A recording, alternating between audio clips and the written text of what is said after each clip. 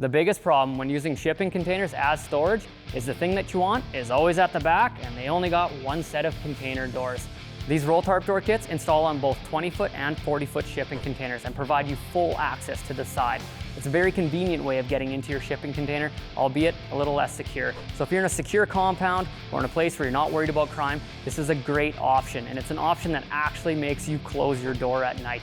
A lot of times them big heavy doors often get left open. If you are looking to cut out the entire side of a shipping container and you're wondering how to structurally reinforce that header, you're gonna get value from this video. A fun fact with these kits is if you're storing 4-foot by 4-foot pallets, you can actually get just as many in this 20-foot shipping container as you would an open side 40-foot shipping container. This kit adds 4 inches of width to the container, so it's now 8 foot 2 inches wide inside rather than 7 foot 8 inches or less. So if you're looking to cut out the entire side of a 20-foot shipping container, you have to leave structural support up there. In this one, we left 6 inches of corrugation, and if this was a 20-foot shipping container, we'd probably be leaving 8 inches or more. And then here we folded this, I don't know if it's 12 or 10 gauge, I think we did 12. And this here is actually gonna go inside. We're gonna have a rain drip profile that rests right on top against the 60mm tubing, and then the water is gonna be able to flow down and drip away from this roll tarp door that we're installing. And then the inside profile of this is actually gonna catch the inside corrugations, and it's pre-laser cut every 279mm, so we can get a couple structural rivets in there. Let's get to installing it.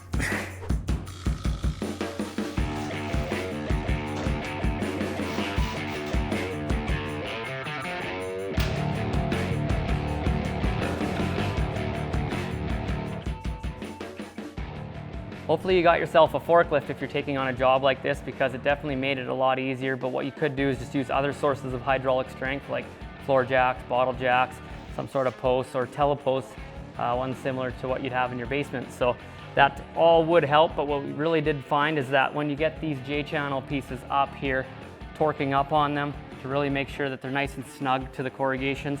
And also William did a really good job of cutting nice and straight. If you weren't cutting straight, that could pose some difficulties in installing a header like this, but this is pretty clean. We didn't burn any of the paint. So now we just need to jump inside and drill through the pre-referenced holes and rivet back to those inside corrugations, and we're done.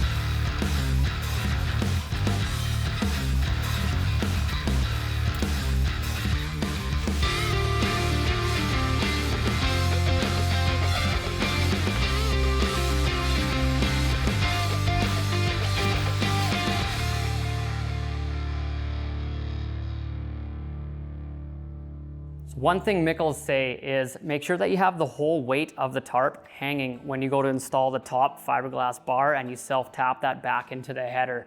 We didn't have the entire weight of it in there, and that led us to believe that we were in the wrong when we noticed that when we lift this whole tarp up, the left side's all the way up and the right side there is hanging down, what is that, 18 inches? That didn't seem right. So we naturally blamed ourselves, and we figured we didn't have all the weight on the tarp, or we didn't tension that strap hard enough. And then we tried redoing a little bit of that stuff. That didn't really solve any problems. So we gave our buddies over at Mickles a call, and they said that it's a bit of a nature of the beast because the gearbox on the one side is heavier. So it kind of winds up like a roll of carpet when you get started on the wrong angle, or it just gets progressively worse and worse as you go. That seemed to help a bit, but didn't really solve the problem and isn't a permanent solution. The next thing we tried to do is just take that roll of carpet idea and basically start off on the wrong foot so that by the time we got up to the top, it would be even. And so we started with a little bit of butyl tape just to add some thickness to the bottom of the roll, and it marginally helped. Then we added butyl tape vertically, and as that added thickness to it. That was the right dimension to make this thing perfect. So we knew we had a solution there, but it wasn't really a good solution. So finally, William took a 2-inch chunk of PVC and cut a slit in it. That allowed us to snap right over that galvanized pipe, and that made it perfectly straight across. So that is something you'll want to take note of.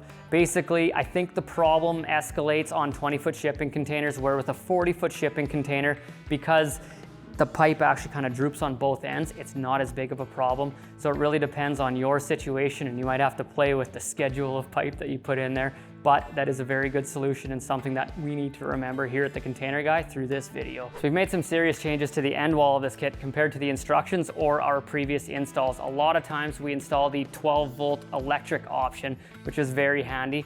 This here is the manual option. And so we first installed it as per the instructions, and we installed both the clamp for the handle and the hinge point. We bolted them right through the container. So we actually drilled holes through the container, which I hate, and bolted it in there. Those have been sealed up now and touched up, but we realized, hey, we strut line everything, the inside and the outside of shipping containers, and we have these specialized brackets to do so. So we ran 2 vertical struts. We like to run horizontal struts, and that keeps those nice and solid.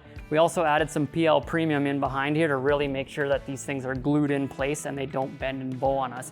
But these horizontal ladders on this strut channel, especially if this was the electric kit, would give us an area that we can use some soft clamps that are made for strut and actually run those 2 red and black 12-volt wires up to the solar panel that would be on the roof of this thing. Another thing we can do with these strut channels is bolt on a battery box. So this here, we had a random U-channel laying around, or a folded profile in our shop, so we bolted that on as demonstration. Might not be perfect for a battery, but looks like one would fit in there. So that's a really cool addition to this kit, and what I think should come with it is just 4 of these MSS single brackets that are 2 installed down low and 2 up high. It's a pretty low cost to increase the utility of this. Another thing is, if you're just installing this for the first time, you don't really know the geometry of it, and you might make your guess wrong, and then for some reason your crank handle could be colliding with the swing arm or whatever you call this thing here, and then you got yourself an issue. Now you're drilling more holes in the side of your container, and anytime I hold a drill bit up to a C-can, I'm hesitant. I would way rather just loosen off some spring nuts, move them up and down, get my geometry right, and then I know I'm set. Another thing we had to do is 3D print a little collar in here. So we noticed the OD of the aluminum pipe here and the ID of this galv, looks like a fence pole, were different, and they were kind of buckling a little bit. So we just 3D printed a little sleeve in there, and that really seemed to allow that to run true, and it actually made it a lot easier to operate manually. We also added an end cap to the back of this pipe, and now that thing should be relatively sealed up. Hopefully it doesn't retain water in there and freeze and crack, but I think we're good.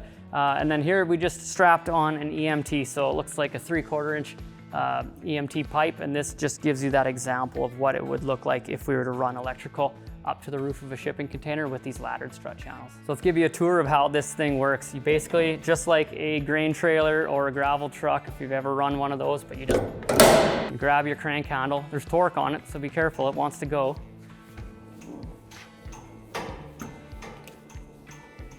Gets hot too if you do it a bunch of times. And then as it goes down, you basically go all the way around, get it caught under there, and then cinch it tight. And you try to, what do you do, Will? Grab that next hook. So here, the tarp isn't fully tensioned, but because now I can go a bit more, lock that in. Check this out. Tight like a tiger. Tight like a tiger. That is tight. So if you're ripping down the highway, that is not going to catch air. There's also these tensioning straps that they call them. That also helps keep pressure on this tarp. But the way that that is tensioned, I think with that manual crank, you can even give more tension to this tarp than you can the electric one, because that motor kicks out once it powers out. But that there is tight.